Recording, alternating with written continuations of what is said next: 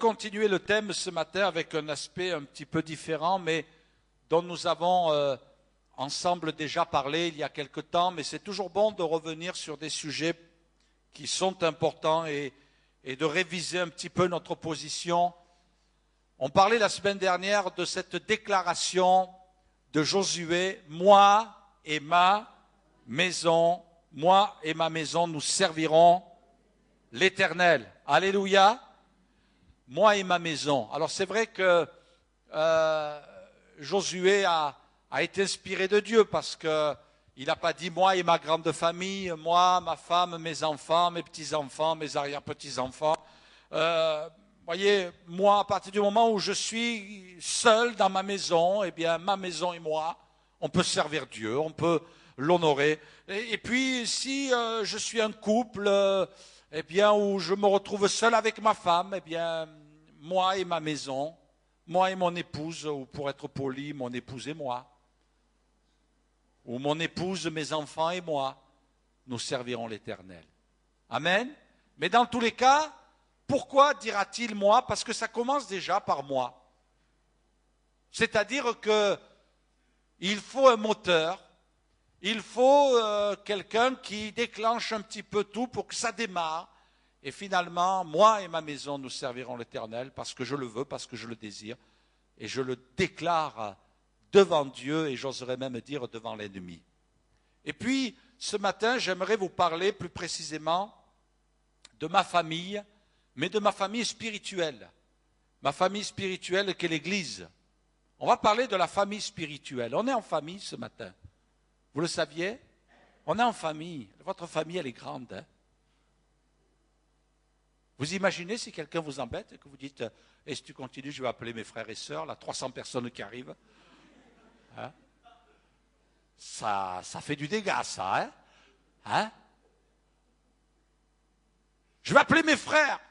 Quand il y en a qui faisaient ça, quelquefois des petits, hein, on venait les chamailler. Oh, si tu continues, je vais appeler mon grand frère. Ah ouais. Mais là, vous imaginez? Mais nous, on peut le faire, amen. Qu'est-ce qu'on fait Qu'est-ce que vous avez fait ce matin pour ceux qui sont venus devant? Ben, vous avez dit au diable, ben, je vais appeler mes frères, tu vas voir. Ben ouais, tu permets que je sois malade, tu as infligé un problème dans mon corps, ben, je vais appeler mes frères et mes sœurs.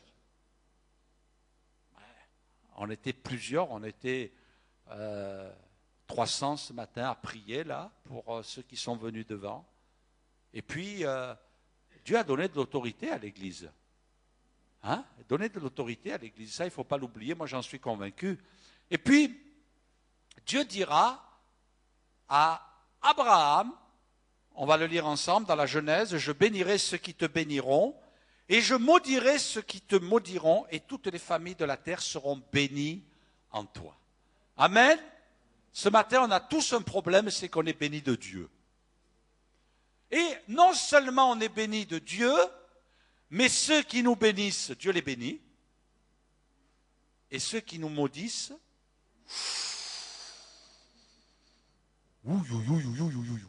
ceux qui nous maudissent, Dieu les maudit. Ah, écoutez, c'est la parole de Dieu, hein, pardonnez-moi, moi je cite la parole. Je maudirai ceux qui te maudiront. Vous devez être confiant dans le Seigneur. Il y a des gens qui peuvent vous vouloir du mal. Ben, laissez faire le Seigneur. Ne vous occupez pas d'eux. Je peux vous assurer que ceux qui veulent vous faire du mal, Dieu s'en occupe. Et j'aimerais vous dire une chose, c'est que des fois, moi, j'ai voulu m'occuper de ceux qui me faisaient du mal, mais c'est moins bien que quand Dieu s'en occupe. Alors j'ai appris une chose, c'est que c'est bon de les remettre à Dieu. Seigneur, écoute cela. Moi, je vais m'occuper de ceux que tu veux que je m'occupe. Hein? Je vais m'occuper de ceux que tu veux bénir. Je veux m'occuper de ceux que tu veux aider, de ceux que tu veux secourir. Par contre, ceux qui veulent me faire du mal, Seigneur, occupe-toi-en. Et je vais vous dire une chose, Dieu s'en occupe. Amen. Et puis Dieu nous dit, toi, t'inquiète pas, fais mon œuvre, sers-moi, sois fidèle, vis ta vie chrétienne, prie-moi, témoigne, va aider, va secourir, fais mon œuvre, parce que mon œuvre, elle passe par chacun d'entre nous, l'œuvre de Dieu. Amen. Et Dieu dit, pour que tu sois tranquille, t'inquiète pas de tes ennemis, je m'en occupe. Ça, c'est ma partie. Alors on laisse faire Dieu. Et c'est vrai que Dieu nous a placés dans une famille. Je bénirai toutes les familles de la terre, elles seront bénies en toi. Et puis dans ces familles, il y a l'Église, puisque nous sommes des frères et des sœurs. Alléluia. Ça, c'est une grâce de Dieu. C'est vrai que c'est bon. Moi, je sais que j'éprouve beaucoup de joie et beaucoup de réconfort. Peut-être je vais vous surprendre ce matin, mais beaucoup de réconfort quand j'entends des frères et sœurs qui me disent, pasteur, on prie pour vous, on prie pour votre épouse, on prie pour vos enfants. Ou quand j'entends des frères et sœurs qui prient, et puis en sachant bien que quelquefois il y a des personnes pour qui me disent rien, mais je sais qu'elles prient. Ça me fait du bien. Et vous éprouvez du bien quand il y a un frère, une sœur à qui vous parlez et qui va vous regarder dans les yeux en disant, écoute, moi je ne peux rien faire, mais cette semaine je vais prier pour toi. Amen. Parce qu'on est béni avec nos frères et sœurs. On est béni dans l'Église. On est béni dans la famille que nous sommes. Et puis Dieu veut vraiment nous aider. Alors quelques réflexions avec vous sur cette famille, parce qu'il y a une bénédiction dans la famille de Dieu. Premièrement, c'est nous qui développons le climat de cette famille. Et nous avons un rôle à jouer. Moi, je me rappelle, je fais toujours partie, mais bon, maintenant, on est tous entrés dans notre vie. Mais quand j'étais en famille, on avait chacun notre responsabilité. Moi, je sais que j'avais trois principales responsabilités. C'est que ma mère me faisait une liste, j'étais le dernier de la famille, bon, j'étais capable de le faire. Elle me faisait une liste et j'allais à l'épicerie du quartier et j'achetais. Et à la fin, j'avais le droit de choisir quelques bonbons. Ah ben oui, il fallait que je me fasse payer. Hein. Ah, je ne me déplaçais pas pour rien. Hein. Ça, c'était ma première responsabilité. Et puis la deuxième, c'est que je devais amener les chiens se promener, vous voyez pourquoi. On avait 2 chiens, il fallait que je les sorte. Et puis, et ma troisième responsabilité, c'était, on habitait au 2e étage, c'était de descendre les poubelles. Vous voyez, c'était noble. Hein. Des fois même, vous voyez, j'étais un petit peu étourdi, je partais à l'école avec le sac poubelle. Et je m'apercevais en bout de chemin que j'avais mon cartable d'un côté et les poubelles de l'autre. Alors, je ne savais plus comment faire parce que tout le quartier m'avait remarqué. Bien sûr, j'étais dans un quartier très populeux. Alors, c'était bizarre, mais bon, c'était comme ça m'arrivait quelquefois. C'était mes responsabilités. Chacun a sa tâche. Mais j'étais content d'avoir un papa. J'étais content d'avoir une maman. J'étais content, pas toujours, mais bon, d'avoir des sœurs. Oui, non, quand même, elles étaient gentilles, ça va. Voilà, et puis chacun avait notre responsabilité. Mes sœurs avaient la responsabilité de faire le ménage. Ma mère, elle allait au travail, mon père allait au travail. Et puis, il y avait certaines tâches qui étaient destinées à certaines personnes précisément. Et puis, on était bien dans la famille. On était bien. Et je crois que Dieu nous a fait découvrir une autre dimension. Quand nous nous sommes convertis, on est bien dans la famille de Dieu. Alléluia, on est bien. Moi, ça me fait du bien. Je me sens jeune, je reste jeune. Quand je suis en contact avec les jeunes, ça me fait du bien. Et c'est un équilibre aussi, parce qu'on aurait tendance à s'enfermer dans sa petite vie, surtout aujourd'hui. Oh, ça va mal, la crise. Alors on s'enferme, on se blottit dans sa petite maison, on ne veut plus sortir. Mais Dieu nous a dit, tu vas sortir de ta maison et tu vas aller à l'église. Et là, tu vas entendre la parole de Dieu, tu vas voir tes frères et sœurs. Et tu es obligé de les voir parce que dans le couloir, ils vont te coincer. Ils vont te dire bonjour, ils vont te faire la bise. Et puis ils vont te demander comment ça va. Et tu n'avais pas envie d'en parler, mais tu es obligé d'en parler. C'est pas vrai? Mais ça nous fait du bien.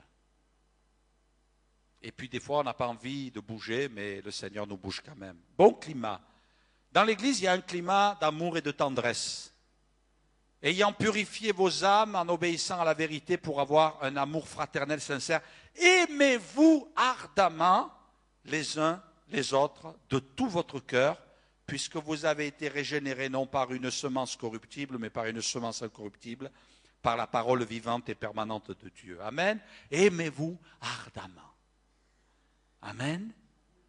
Et la parole de Dieu nous dit de nous aimer. Et puis, même si on a des difficultés à aimer, moi je comprends. Hein, je comprends. Quelquefois, ce n'est pas facile d'aimer tout le monde, mais le Saint-Esprit nous aide. On ne sait pas pourquoi, mais il y a cet amour profond et Dieu nous aide à partir du moment où nous voulons nous aimer les uns les autres, obéir à la parole de Dieu. Écoutez bien ce que dira Paul. Moi, je trouve que c'est plein de tendresse. Nous n'avons point cherché la gloire qui vient des hommes, ni de vous, ni des autres. Nous aurions pu nous produire avec autorité comme apôtres de Christ. Oh, on est apôtres. Non, ils ne l'ont pas fait. Mais nous avons été pleins de douceur au milieu de vous, de même qu'une nourrice. Oh, que c'est beau. Il était poétique un peu de temps en temps, l'apôtre Paul. Hein? De même qu'une nourrice prend un tendre soin de ses enfants, nous aurions voulu, dans notre vive affection pour vous, non seulement vous donner l'évangile de Dieu, mais encore nos propres vies, tant vous nous étiez devenus chers. Ah, il n'y a que Dieu qui peut faire ça. Donner nos propres vies. Tellement vous êtes devenus chers à nos cœurs. Un jour, il y a quelqu'un qui a lancé ça et puis ça s'est répandu. Il a fait une pancarte, on va vous l'afficher, et puis il a mis ça dans la rue, câlin gratuit. Et puis les gens voyaient l'affiche et lui il attendait. Et puis les gens sont allés vers lui et lui ont fait un petit bisou. Est-ce qu'il y en a ce matin qui sont en manque de câlins? Est-ce qu'il y en a qui sont en manque de bisous? Eh bien, dimanche prochain, venez avec le panneau. On vous mettra dans un coin. Et puis, ceux qui voudront, ben c'est bon de répandre de notre affection. Aimez-vous ardemment les uns les autres. Aimez-vous ardemment les uns les autres. C'est vrai que dans la vie, on a besoin. On est des numéros pour beaucoup d'organismes. Et puis au travail, on est une machine à produire. Il faut avoir du rendement. Le rendement. Être rentable. Et puis, on a embauché des gens qui sont presque là pour nous fouetter, pour que ça aille plus vite. Mais avec Dieu, c'est bon. Le Seigneur est là pour nous soutenir et pour nous accorder sa grâce. Et puis, on a des frères et sœurs. Vous avez remarqué, dans la difficulté, quand on passe par des moments difficiles, si nous-mêmes, on a su être attentifs aux autres, si nous-mêmes, on a su être près des autres, eh bien, le Seigneur nous permet d'avoir un entourage. Je me rappelle cette histoire, une histoire vraie, d'une personne qui était toujours renfermée sur elle-même. Elle voulait dire bonjour à personne, elle voulait saluer personne. Elle venait à l'église, elle s'asseyait, elle écoutait la prédication, elle repartait chez elle. Un jour, cette personne s'est retrouvée malade. Elle est passée par un temps d'hôpital. Et puis, elle s'est aperçue que elle avait eu très peu de visites. Le pasteur est allé la voir, mais sa famille, et puis elle a vu personne de l'église. Et dans cette même église, une autre sœur est passée par un moment difficile, mais elle était toujours présente. Elle allait s'enquérir auprès des autres, savoir son état, et puis comment ça va, et puis aller voir les gens quand ils étaient malades. Et quand elle-même est passée par un temps d'hospitalisation, eh bien, elle a été visitée par bien des gens qui se sont soucieux de son état. Alors c'est vrai, on pourrait crier l'injustice en disant, mais pourquoi? Dans l'église, on doit pardonner, on doit aimer. Mais cette première sœur qui avait eu aucune visite, ça a tellement été fort, cette expérience, qu'elle a compris. Et sa vie a changé. Elle a vraiment changé. Et elle s'est dit, je n'ai que ce que je mérite. Et maintenant, je veux changer. Et elle a changé. Au lieu de venir et de s'asseoir et de parler à personne, elle a commencé à saluer les gens. Elle a commencé à écouter les gens parler. Et puis, elle a commencé à dire, écoute, je prierai pour toi. Et là, ça a changé. Quelquefois aussi, c'est notre responsabilité. Parce que c'est bon aussi de se rapprocher des autres. Quelquefois, peut-être, on se sent un peu seul, Mais c'est bon aussi d'aller vers les autres. Oui, mais pasteur, vous comprenez, je suis timide, j'ose pas. Ben, il faut faire un petit pas. Et peut-être inviter quelqu'un, et puis peut-être commencer à parler avec lui. Et c'est une bonne chose. Un climat de paix et d'unité dans l'Église. S'il est possible, autant que cela dépende de vous, soyez en paix avec tous les hommes. Et ne vous vengez point vous-même, bien-aimés, mais laissez agir la colère. Car il est écrit, à moi la vengeance, à moi la rétribution, dit le Seigneur. Mais si ton ennemi a faim, donne-lui à manger, s'il a soif, donne-lui à boire. Car en agissant ainsi, ce sont des charbons ardents que tu amasses sur sa tête. Ne te laisse pas vaincre par le mal, mais surmonte le mal par le bien. Amen. C'est vrai que dans une grande famille, il y a des tensions. C'est vrai. C'est vrai qu'entre des frères et des sœurs dans une famille, il peut y avoir des tensions aussi. C'est vrai quelquefois qu'il peut même y avoir des conflits avec le papa ou la maman. C'est pas vrai? Mais ce n'est pas pour ça qu'on quitte la famille. Hein. Ce n'est pas pour ça qu'on quitte la famille. Ce n'est pas pour ça qu'on a renié notre famille. On sait que c'est quelque chose de normal. Ça peut arriver aussi dans l'église, que je sois en désaccord. Ça peut arriver que dans l'église, quelquefois, je passe par un moment difficile. Mais je surmonte. La Bible dit de surmonter. Et de pouvoir développer cette paix et ce bon climat. Dans Éphésiens, il est dit, soyez bons les uns envers les autres, compatissants, vous pardonnant réciproquement comme Dieu vous a pardonné en Christ. Vous pardonnant. Ah, je suis obligé de te pardonner.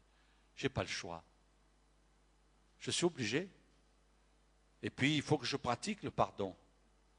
Oh, pasteur, vous ne pouvez pas vous imaginer. C'est vrai, je veux pardonner. Je suis conscient que le Seigneur m'a dit de pardonner. Mais comment faire? J'y arrive pas. Mais confesse-le dans la prière.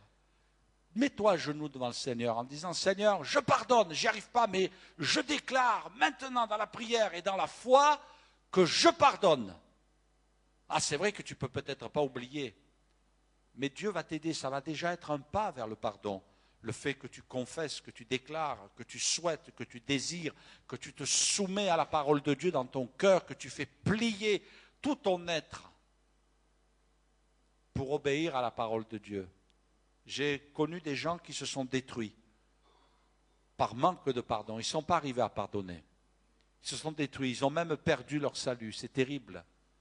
C'est terrible.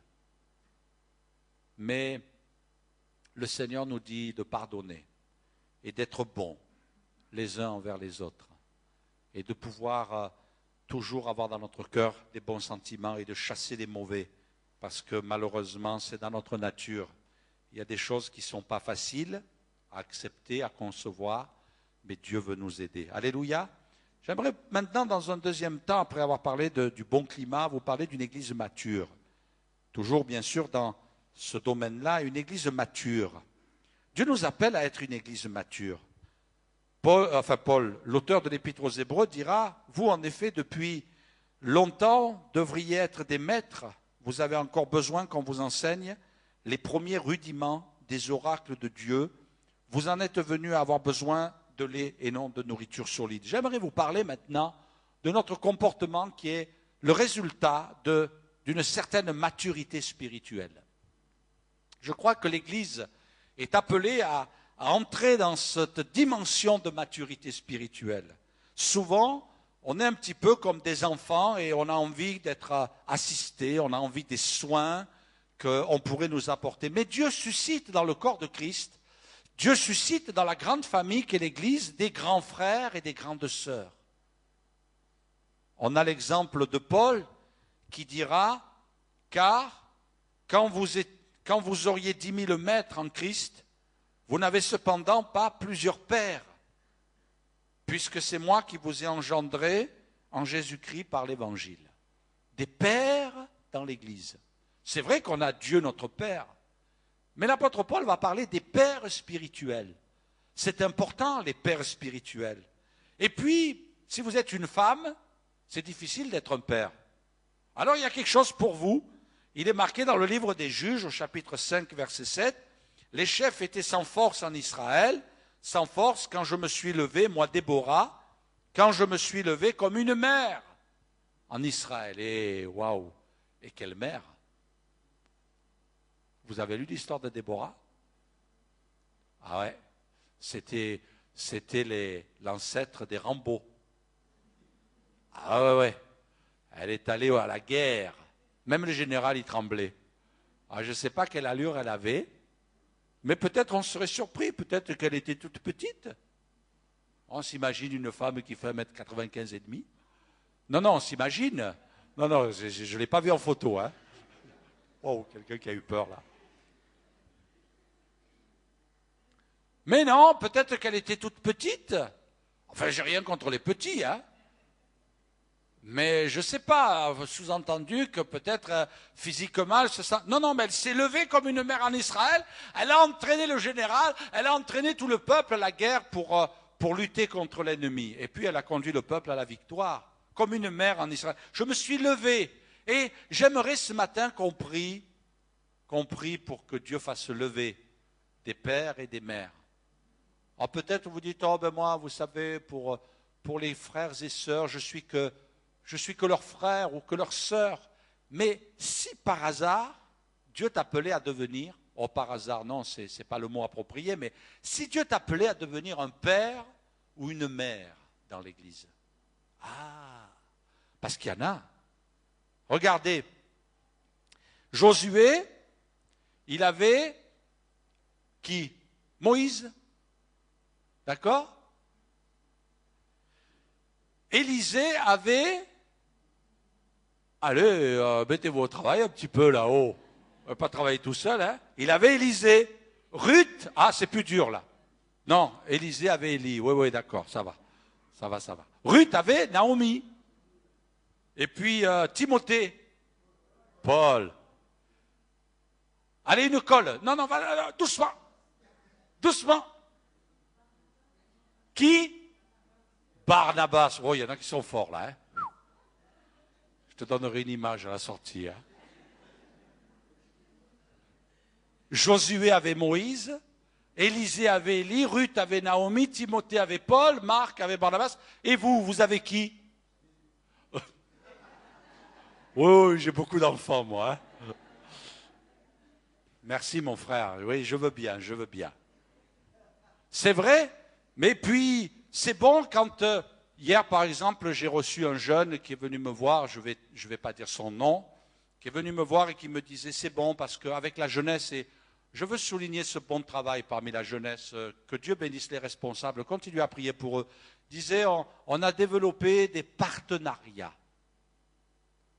des partenaires de prière. Alors, ils ont un binôme en face d'eux, et puis ils échangent, et ils se parlent de leur sujet de prière, de leur fardeau, de leur combat.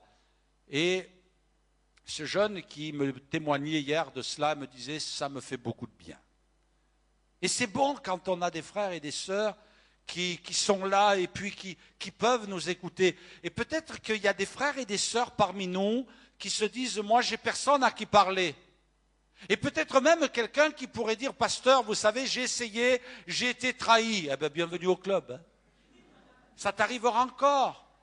Il vaut mieux que tu sois trahi parce que tu es ouvert, parce que tu parles, parce que, ouais, mais pasteur, j'ai dit quelque chose à quelqu'un, il a répondu à tout le monde. Ben oui, mais ce n'était pas lui à qui il fallait parler.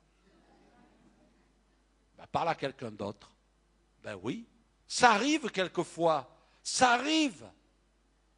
Eh oui, parce que on parle au pasteur, lui, ben, il dit rien, mais les autres, ils ne sont pas tenus de rien dire, alors il parle. Ben oui, mais bon... C'est vrai que y a des gens. Hein? Quelqu'un disait qu'un secret, il était mieux partagé quand il était partagé avec les autres. Ah ben oui, il était mieux gardé quand il était partagé avec les autres. Non, mais bon, c'est vrai que quelquefois il peut, mais c'est pas pour ça qu'il faut entrer dans notre coquille et dire c'est terminé, c'est fini. Maintenant, je fais plus confiance en personne. Ça t'arrivera encore, mais il ne faut pas que tu perds de confiance, peut-être tu n'as pas trouvé le bon, tu n'as pas trouvé la bonne personne, mais tu vas trouver quelqu'un. Et je bénis Dieu, mes frères et sœurs, et que le Seigneur nous encourage encore. Nous avons des responsables de secteur, nous avons responsables pour les femmes, nous avons des responsables pour les couples, nous avons des responsables pour les enfants, pour les jeunes, les ados, etc., etc. Et puis, on a des besoins. Il y a d'autres secteurs qu'on voudrait développer. C'est vrai que peut-être certains peuvent dire au fond d'eux-mêmes, pasteur, nous on souffre parce qu'on est plus jeunes. Aujourd'hui on a 30 ans, 40 ans, 50 ans et on se sent un peu isolé, on sent que... Ben oui, mais qu'est-ce qui empêche? Qu'est-ce qui empêche que quelque chose se fasse et puis que des responsables soient établis et des responsables qui quelquefois non seulement ont leurs propres soucis, mais prennent aussi, sont attentifs, sont à l'écoute de vos soucis. Et ça c'est important, l'Église a besoin de cela. Mais ça c'est une œuvre de maturité. Et nous bénissons Dieu parce que dans notre Église, qui n'est pas la meilleure, loin s'en faut, mais il y a des frères et des sœurs qui ont dit, moi je vais me lever comme un père, je vais me lever comme une mère, et je vais essayer de bénir mes frères et sœurs. Même quelquefois, si ce sont des jeunes qui se lèvent pour, par exemple, s'occuper des couples ou s'occuper des femmes, la valeur n'attend pas le nombre des années. On peut être quelqu'un qui a reçu de Dieu quelque chose. Même Paul a dit à Timothée que personne ne te méprise parce qu'il avait un don et c'était Dieu qui lui avait donné. Et les gens avaient tendance un peu à le mépriser en disant « Oh, on ne va pas parler à lui. Ouais. Moi j'ai des problèmes de couple, ce n'est pas la peine que je lui en parle. Il est trop jeune. Il ne comprendrait pas. » Qu'est-ce que vous en savez? Qu'est-ce que vous en savez? Peut-être qu'il peut vous donner un bon conseil.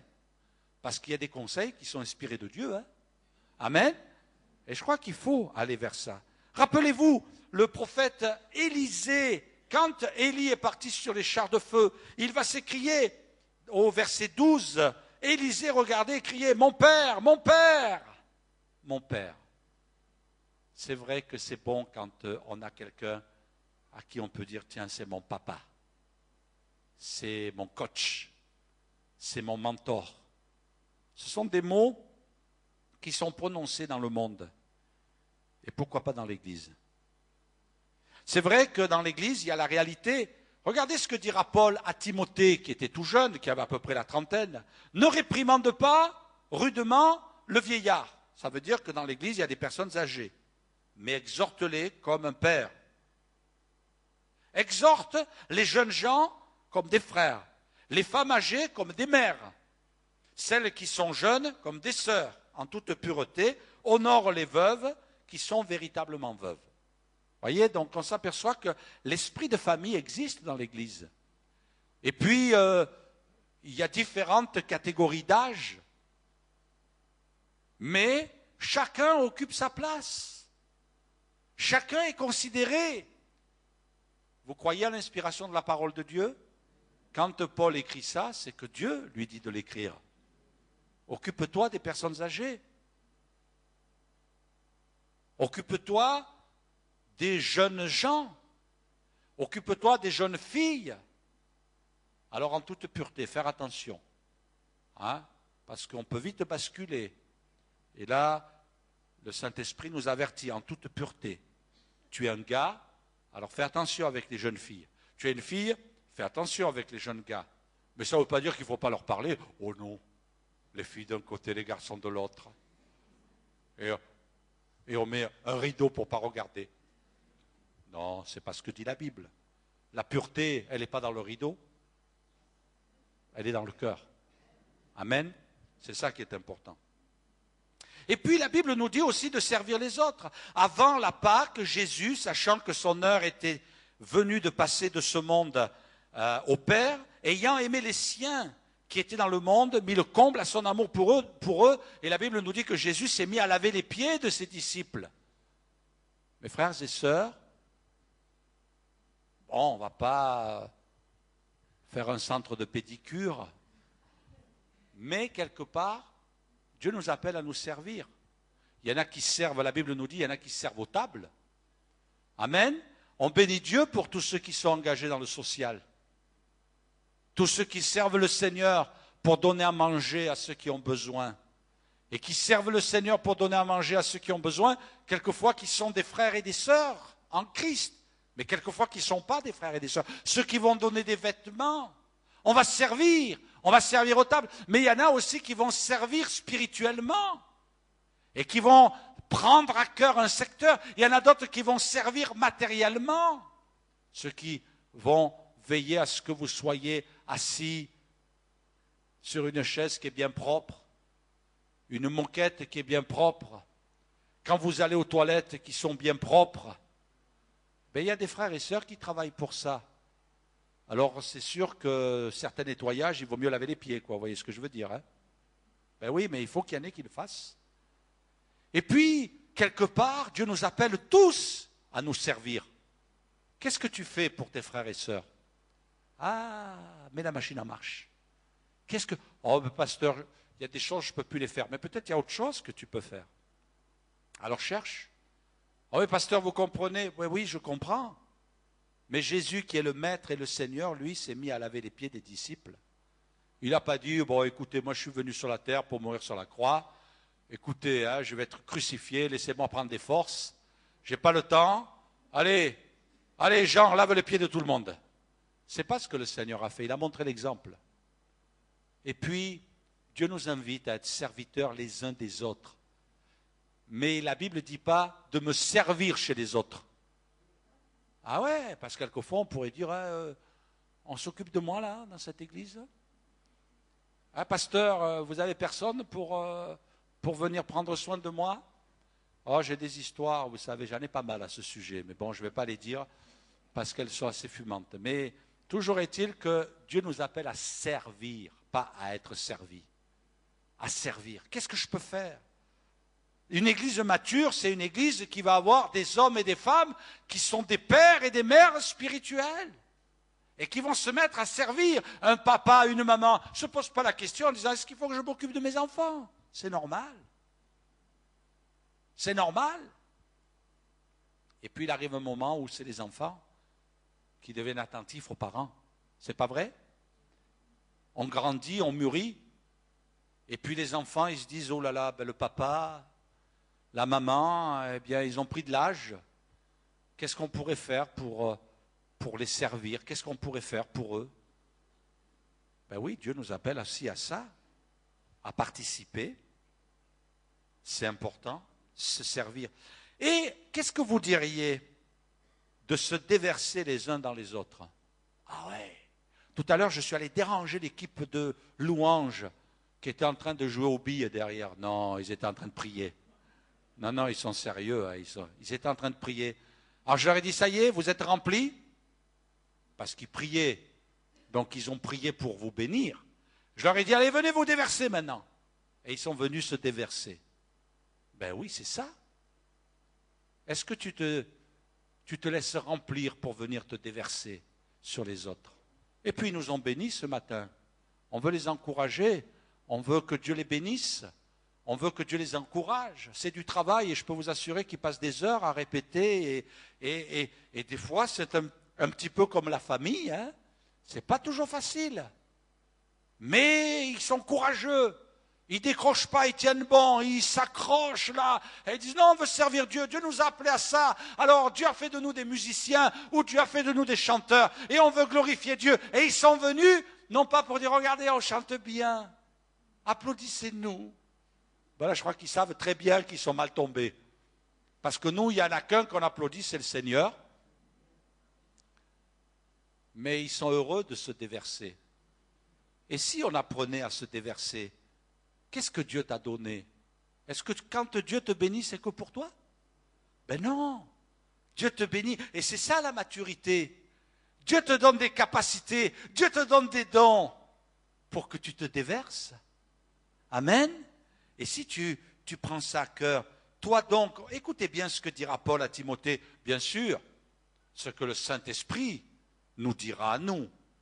Toi donc, mon enfant, fortifie-toi dans la grâce qui est en Jésus-Christ. Et ce que tu as entendu de moi, en présence de beaucoup de témoins, confie-le à des hommes fidèles qui, eux, soient capables de l'enseigner aussi à d'autres. Il y a 4 générations là. 4 générations. La première, il y a Paul, ce que tu as reçu de moi, qui va le déverser à Timothée, qui Timothée va le déverser à des hommes fidèles, et les hommes fidèles vont le déverser à d'autres. Vous avez compris, mes frères et sœurs? Parce que vous êtes très intelligents, parce que si vous n'étiez pas intelligents, je ne vous aurais pas dit ça. Mais vous avez très bien compris que Dieu nous appelle, et il appelle la maman 7 aussi, pour aller vite à la garderie. Mais Dieu nous appelle.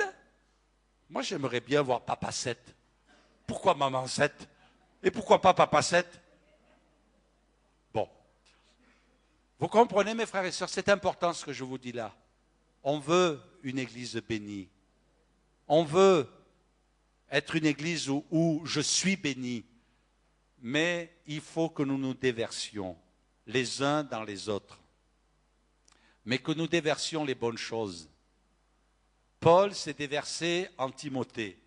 Timothée s'est déversé dans des hommes fidèles, et puis les hommes fidèles vont se déverser dans les autres. Vous voyez, ça ne s'arrête pas.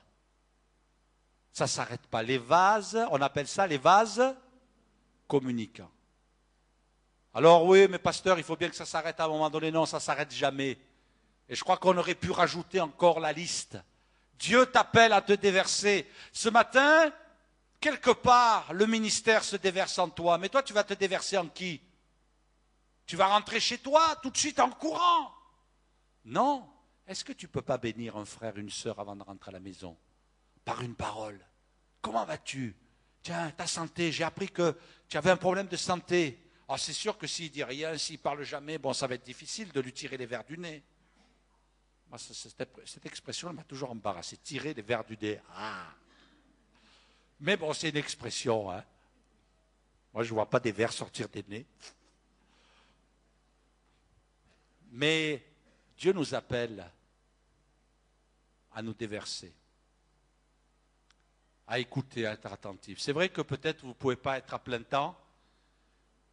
C'est vrai qu'un pasteur, lui, il faut qu'il soit attentif, il faut qu'il écoute, il faut qu'il reçoive les gens. Ce n'est pas toujours évident. Et on prie ensemble. Mais chacun pour notre part peut-être une participation. Dieu nous bénirait davantage aussi. Et Dieu nous confierait aussi des richesses spirituelles pour pouvoir nous déverser. Et puis, des pères et des mères qui sont des repères. Regardez ce que dira Paul, ça paraît prétentieux, hein? Mais bien sûr, on sait très bien que ce n'est pas Paul qui parle, c'est le Saint-Esprit. Seulement au point où nous sommes parvenus, marchons d'un même pas, soyez tous mes imitateurs. Wow! On pourrait dire, Paul, là, tu étais prétentieux, hein? Soyez mes imitateurs. Moi, je vois là un torse avec plein de médailles, vous savez, il penche sur le côté tellement c'est lourd, quoi. Hein? Non, non, soyez mes imitateurs. Est-ce qu'il y a des frères et sœurs qui nous donnent envie de les imiter? C'est bien. C'est vrai. Je me rappelle un jour ce jeune pasteur qui s'est rapproché d'un pasteur plus âgé que lui, pas beaucoup plus âgé, mais plus âgé que lui, et il lui a dit, tu sais, quand on est réunis entre pasteurs et que je t'entends prier, ben je suis béni par ta prière. C'est bon d'entendre de tels témoignages. Des fois même notre prière, notre louange, notre attitude, notre comportement. C'est sûr que si les gens, quand ils viennent nous voir, ils sont troublés, à chaque fois, ils ne savent plus où ils en sont. Ah, on n'est pas un bon père, là. Hein. Là, ça tourne un petit peu au vinaigre. Mais Dieu nous appelle à bénir, à être un encouragement. Et puis, Dieu nous appelle à aider aussi. Quiconque est son frère est un meurtrier. Et vous savez qu'aucun meurtrier n'a la vie éternelle demeurant en lui. Nous avons connu l'amour en ce qu'il a donné sa vie pour nous. Nous aussi, nous devons donner notre vie pour les frères. Si quelqu'un possède les biens du monde et que voyant son frère dans le besoin, il lui ferme ses entrailles, comment l'amour de Dieu demeure-t-il en lui? Petits enfants, n'aimons pas en parole et avec la langue, mais en action et avec vérité. Fermez nos entrailles. On considère un besoin et on fait comme si on n'entendait rien. C'est pas bon ça. C'est pas bon. Dieu dit, il ne faut pas que tu fermes tes entrailles quand tu entends un besoin. Ah, c'est pas évident. C'est vrai que quelquefois, ça vient nous perturber. Quand quelqu'un nous dit, bah, tiens, je passe par un problème, par une difficulté, ah, ça nous embarrasse parce que quelquefois, il faut se retrousser les manches et quelquefois, il faut se mettre à genoux, il faut prier. Oh, ben, tiens, je n'avais pas prévu ça dans mon programme et puis, je n'avais pas prévu ça dans mon budget non plus. Alors, on ferme nos entrailles. Mais Dieu dira non. Parce que vous savez ce que Dieu dit? Si tu fermes tes entrailles, Dieu va fermer son ciel au-dessus de toi. Parce que toi, ça c'est marqué dans les proverbes, quand toi tu vas crier à Dieu, ben Dieu n'entendra pas. Eh oui, Seigneur, j'ai pas prévu ça. Ben oui, tu n'as pas prévu. Mais t'inquiète pas, moi j'ai prévu. Et puis, combien on éprouve de la joie quand on fait quelque chose pour le Seigneur.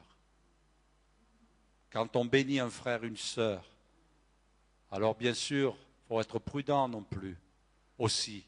Parce que quelquefois, il y a des gens qui ne sont pas rendus compte, mais il y a malheureusement des gens qui profitent de la situation. Et puis, il ne faut pas leur donner libre cours à ces gens-là. Mais être prudent, être sage. Parce que, bon, Dieu ne nous dit pas de faire de l'assistanat. Dieu ne nous dit pas d'être la poire de l'église non plus. Une fois qu'on a tout aspiré le jus, on la jette, ou le citron, on lui laisse les pépins à l'intérieur et on jette la peau. Non, c'est pas ça. Parce qu'il y a des gens qui, quelquefois, voulant trop en faire, ben, ils font rien de bon. Non, il nous faut de la sagesse aussi. Parce qu'on trouvera toujours des gens dans notre entourage qui en veut trop. J'aimerais vous laisser un petit exemple, ça sera la conclusion. L'exemple, la parole de Dieu nous dit d'aller vers les animaux. Il nous parle. Les oies.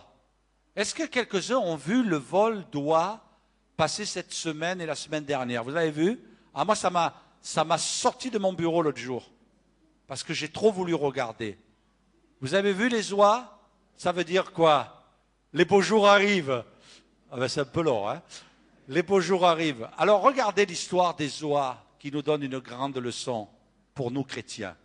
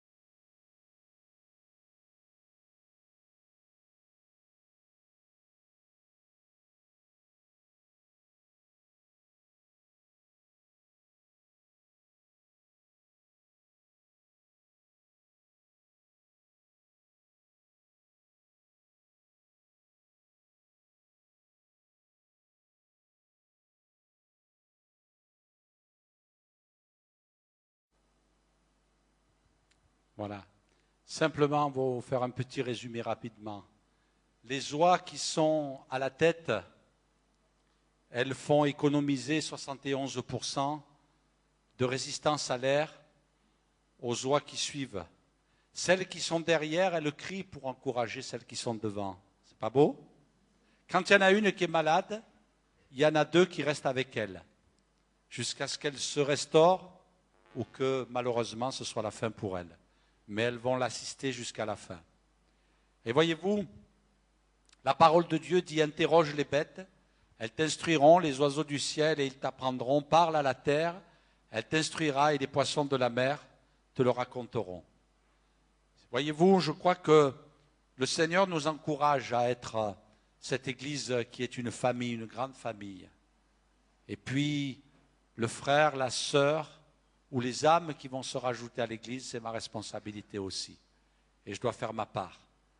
Et je voudrais que tous ceux qui, ce matin, sont engagés dans un service, dans une tâche qui est peut-être pas facile, qui est ingrate, ou d'autres qui, d'une manière ou d'une autre, et il y a tellement de moyens où nous pouvons servir Dieu dans le secret aussi.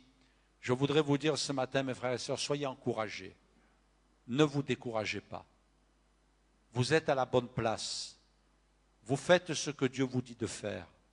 Même si vous avez l'impression que vous n'en faites pas assez ou que vous pourriez faire mieux, si vous pouvez faire mieux, faites mieux. Si vous pouvez donner plus de votre personne, de votre temps, de votre vie, peut-être même de votre santé. En vous usant pour l'œuvre de Dieu, vous ne serez jamais déçus parce que le Seigneur approuve ce que vous faites. Et peut-être d'autres ce matin se disent: et moi, j'aimerais en faire un peu plus, j'aimerais participer parce que je ne veux pas être là une charge dans l'Église, mais je veux prendre en charge une partie de l'Église. Alors tu peux te lever, tu peux venir me voir. Et puis on va discuter ensemble, on va prier ensemble pour que tu puisses t'épanouir, parce que tu vas être heureux, tu vas te sentir utile. Il y a trop de chrétiens qui se sentent inutiles. Il y a trop de chrétiens qui n'arrivent pas à trouver leur place. On estime à 20% dans le monde, 80% du travail qui est fait dans une église est fait par 20% des membres de l'église. Mais ils sont où ces 80 autres pourcents? Le Seigneur t'appelle. Et puis, Dieu t'invite à te lever pour dire: dans cette famille-là, qu'est l'Église, je veux prendre ma part. Je ne veux pas être un étranger. Je ne veux pas venir recevoir, prendre ma part et rentrer chez moi. Non, qu'est-ce que Dieu m'appelle à donner? Et c'est un moyen pour nous de grandir avec le Seigneur. On va prier ensemble. Je vous invite à incliner vos têtes quelques instants et on va demander à Dieu sa grâce. Seigneur, aide-nous. Seigneur, merci pour ceux qui te servent déjà, bénis-les abondamment. C'est vrai que quand tu as un soldat dans ton armée, Seigneur, quand tu as un ouvrier qui est là à ta disposition, tu le bénis. Ta parole nous dit que tu donnes de la semence aux semeurs. Seigneur, et tu donnes de la semence à ceux qui te servent ce matin. Tu les bénis.